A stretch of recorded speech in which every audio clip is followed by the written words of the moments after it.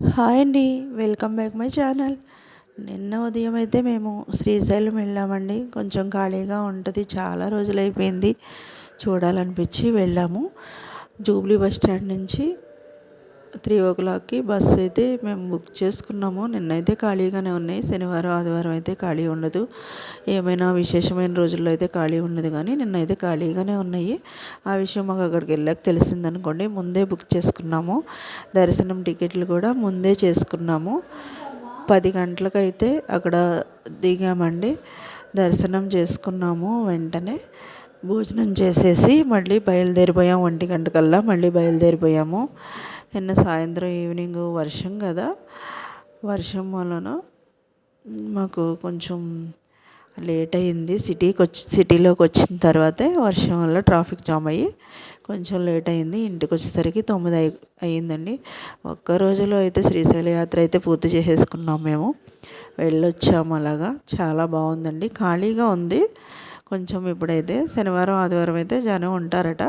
స్పర్శ దర్శనం కూడా ఉంది, ఫ్రీ దర్శనము ఉంది. 500 రూపీస్ టికెట్ కూడా ఉందండి. అది ముందే ఆన్లైన్లో చేసుకోవాలట. స్పర్శ దర్శనం కూడా ఉంది. స్పర్శ దర్శనానికి చాలామంది ఎక్కువగానే ఉన్నారు. ఒకరోజు అక్కడ స్పెండ్ చేస్తే స్పర్శ దర్శనం చేసుకోవడానికి బాగుంటుందని నాకు అనిపించింది.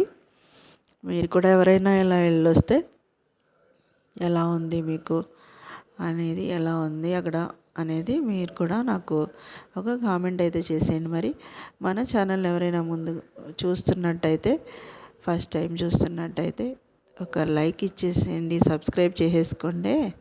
వెళ్తూ వెళ్తూ ఒక లైక్ అయితే ఇచ్చేయండి, మర్చిపోవద్దు. చూడండి, ఇలా కొన్ని పిక్స్ అయితే పెట్టాము. ఫోన్లో అయితే లోపలికి తీసుకువెళ్ళనివ్వరు కదా, కొంచెం చాలా దూరంగా పెట్టాల్సి వస్తుంది బయటే.